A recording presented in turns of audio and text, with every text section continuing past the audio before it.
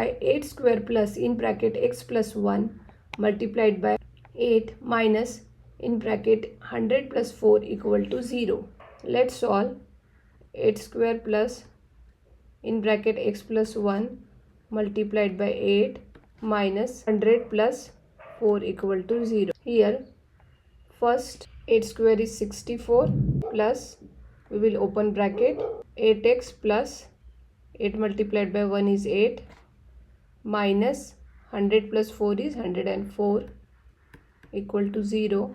And adding all numbers 64 plus 8 minus 104 plus 8x equal to 0. Then 64 plus 8 minus 104 plus 8x rearranged equal to 0. 64 plus 8 is 72 minus 104.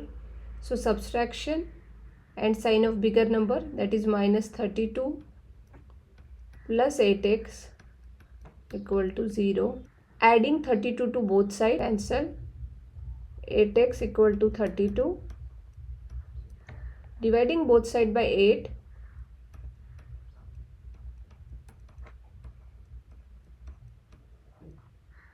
8 cancel.